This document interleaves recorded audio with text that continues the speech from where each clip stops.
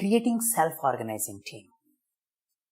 Some of you may get this question in your interviews that as a Scrum Master, how do you create self-organizing team? And you may wonder, how should I explain this thing? The interviewer is looking for your experience in improving self-organization in your team.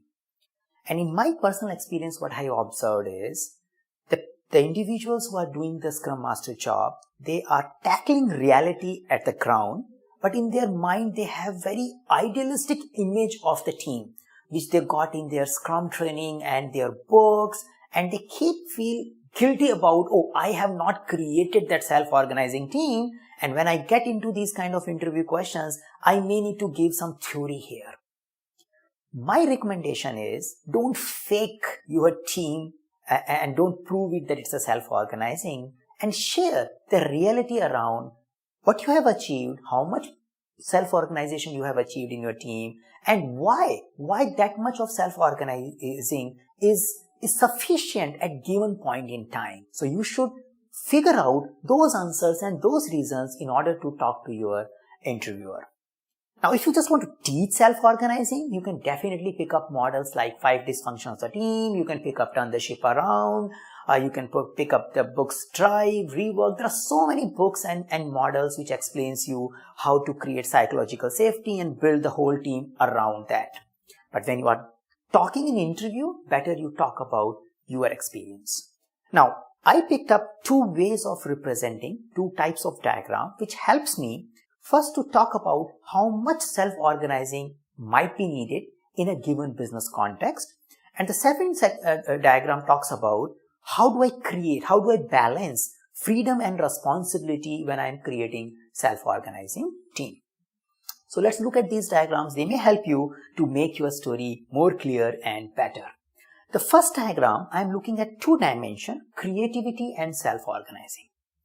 In my opinion, the amount of self-organizing needed in a given team is a function of how much creativity is needed in that particular team, how much uncertainty of a work exists, what kind of collaborative, creative decision making are expected from the team. So if you go more and more creative space, you need a self-organizing team. That's a business requirement, because in an uncertain creative environment, one person dictating and telling do this doesn't produce a better products. But there is a context where creativity requirements are less. And in those contexts, it makes sense to provide clear instruction, clear ways of working to the people, and they just follow that. The scope of self-organizing, in my view, decreases as you need less and less creativity and problem solving from your development team. So I view it, if this is the work your team is doing or individual is doing, the filled size, the black circle represent, it is kind of told to you. So if you have less creativity need, you may want everything to be told to your team. But as you go at a higher space, you may want less thing to be told to the team, and they have a more and more empty space which they need to find out how they fill that and how they visualize that work. And in order to do that, you need to work on creating self-organizing team. So the fill part could be clarity of the vision, the direction, and lot of tactical, lot of analytical decisions and options will emerge as we go forward, and those things are responsibility of the team. So each team may not require same amount of self-organizing. Now you can relate with your experience when you are giving interview. You might have worked with multiple teams, and each team may have a different need for self-organizing. Some team working in a highly competitive creative product need more self-organizing. Other team might be working in a kind of a support, clearly defined work environment, may need less self-organizing. And you may give those examples without feeling guilty about the quantum of self-organization exists in the less creativity. Now, the another dimension which I am looking at is freedom versus responsibility. What I have seen in some context, when the Scrum Master reads Scrums and self-organizing a lot of stuff, and he starts working with the development team, sometimes he starts giving them freedom. And many situations which I have observed, the team is not ready for that freedom. And when they get that freedom, they get confused and many times they get lost because they don't know what should they do with that choices because they are not yet ready to take it.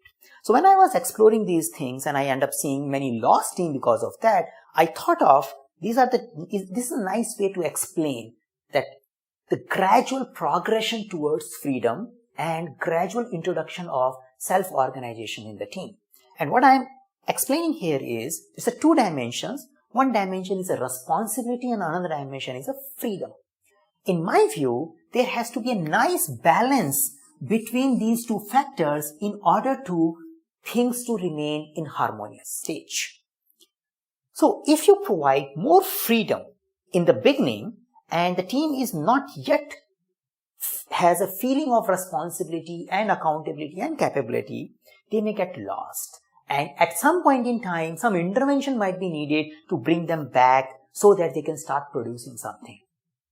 So giving freedom early without sense of responsibility may not be a desired thing. The reverse is also true. If the team is built up, they have been through all the understanding, they are mature individuals, and you found that motivated individuals for your development team, they have complete sense of responsibility, but you give them clear instructions. Then they also feel a little suffocated and they will stop putting their mind in those problem solving because a team member may say, oh, why should we think too much? We just have to do what boss say. That's it. So then the whole self-organization journey will also get blocked. So as a leader, you call them Scrum Master, Project Manager, whatever it is, one has to find out the fine balance between freedom and responsibility. And as a Scrum Master, you need to look at your experience, how you worked on increasing the capability, clarity, which helps in developing responsibility, and ultimately you would provide more and more freedom and leading towards a self-organizing stage. Now, when we talk about theories, we look at team as a one unit. So I believe there are two things we need to look when we are thinking about team. One, definitely there is an emergent behavior which is coming based on the interaction amongst the team members, and team themselves will show at some stage of their self-organizing. But inside the same team, there is a possibility, there is a team member who doesn't want to get self-organized. He wants everything to be told. And there is a possibility, there is a one individual who has a complete sense of responsibility and he does things on his own and he takes all the proactive initiatives. So inside the team also, the individuals might have different rigor of self-organizing for themselves. And team may need to find out a way of working with different kind of personalities, different kind of individuals inside the team. And self-organizing team should have mechanism to give clear directions to the person who is not yet ready to be self-organized, and should have a way to not to intervene too much with the person who has complete sense of responsibility. So these two models, and bring some of your experience and create a story which can share, which can give an insight about your experience related to creating self-organizing team in your interview.